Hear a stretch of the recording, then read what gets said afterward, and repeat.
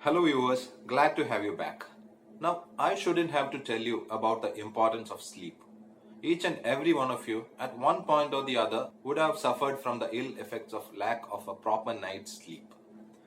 If this lack of good quality sleep becomes a chronic or a recurring issue, it can lead to serious health problems.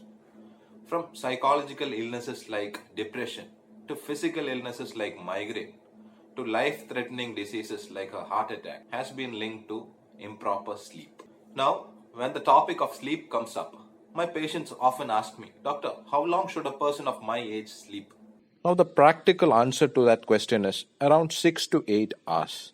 Now, children may sleep a little more and the elderly may require a little less. But what is important to realize here is that rather than the quantity of the sleep, what is important is its quality.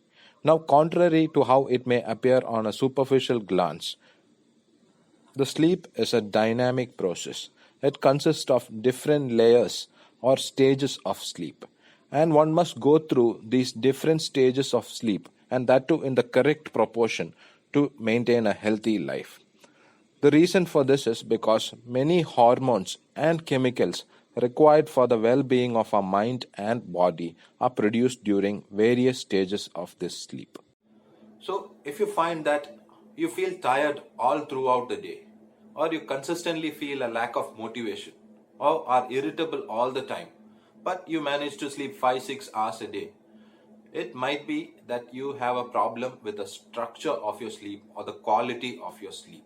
So, how can someone ensure that he goes through these different stages and that too in the correct proportion of something like sleep, which is not a voluntary process? You can do this by following something known as good sleep hygiene. Sleep hygiene is nothing but some good practices or some etiquette that has to be followed around sleep. The first step is to go to sleep at the correct time. Now, what is the correct time to sleep? The correct time to sleep is a consistent time. It may be 8 p.m. or it could be 12 p.m. Whatever the time that is convenient for you, you must always go to sleep at the same time every time. So, how can you develop this gift of falling asleep the moment your head hits the pillow? The part of the brain that controls your sleep is a primitive part of the brain called the diencephalon. You cannot physically tell it to go to sleep. If you try telling your brain, tomorrow I have a big day, go to sleep now, chances are you will lay awake the whole night. The way to get your brain to sleep at the time you want is through training. And training of your brain can be done through routines and repetitions. You must develop a routine that you follow consistently, starting about half an hour to 1 hour before the intended time of sleep. You can develop your own sets of routines and rituals. It may be brushing your teeth, having a bath, saying a prayer, maybe reading your children a bedtime story.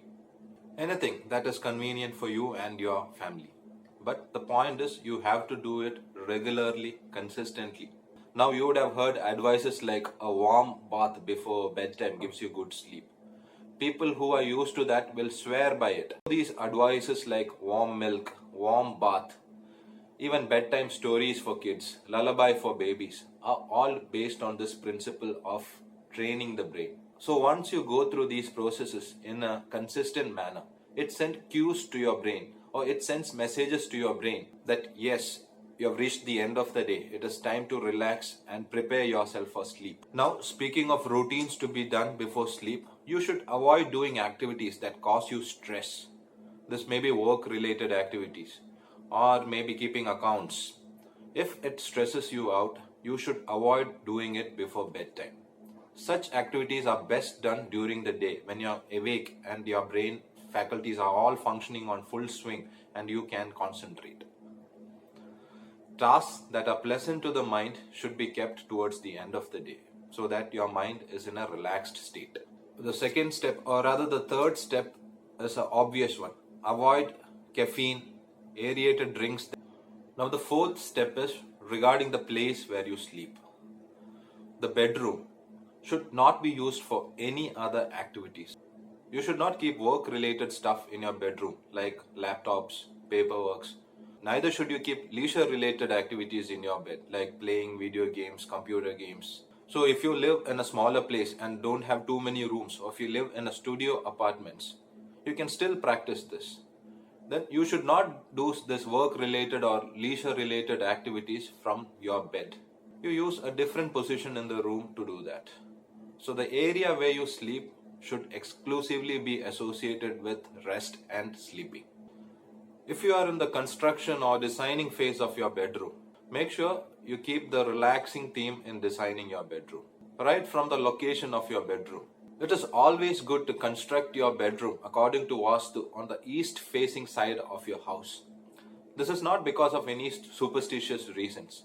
This is because the cool rays of the sun, morning sun, reaches your bedroom, and it is away from the evening sun, which has more of infrared rays. It will heat up your room. Lower temperatures are always conducive to sleep. Now, if your room is on the west side, don't sweat it, just crank up the AC. Choosing the colors of your bedroom. Choose light, cool colors, natural colors like green, blue, white, etc. rather than red or purple or some loud colors. If you have a bedroom already set up, you needn't go about changing the colors or the position and all that. Just keep it as clutter-free as possible. Keep it as inviting and relaxing as possible. The lighting in the bedroom. Have dim yellow light, not bright white light. Make sure you do not have a TV or other screens in your bedroom. Speaking of TV screens in the bedroom, you must avoid all screens, including your laptop screen, your mobile screen, at least from 1 hour before your intended time of sleep. Because screens emit something called as blue light, which simulate the sun's light. It sends messages to the diencephalon that it is daytime and you need to keep awake. So this leads to conflicting messages in the brain and can lead to improper sleep. There are modes available in the newer gadgets to reduce this blue light, like the reading mode or the blue light off option. But it is always better to avoid the screens altogether just before sleep. In fact, don't even take your mobiles to the bedroom. Have a land phone in your bedroom if you are worried about emergencies. And have an alarm clock rather than looking at your mobile to know the time. Wouldn't it be charming to have a retro-themed alarm clock in your bedroom again? Another important step is to avoid daytime sleep. And if you must, do not sleep more than half an hour. Now our brain keeps a tab on the amount of sleep that you are doing. If you are oversleeping and if you finish your quarter of sleep in the morning, naturally you will not be able to sleep at night. Now this problem is more relevant in the elderly or in the retired age group. Now if you follow these steps of good sleep hygiene for at least 45 days, that is the amount of time the body takes to form a habit. So if you do this consistently for 45 days, I am sure that you will notice a change. Even people who never had a problem with sleep will find themselves more rested, enthusiastic and more productive during the day. Now if you like this video, be sure to hit the like button and subscribe so that I can bring more health related videos to you. Thank you and have a good night's sleep.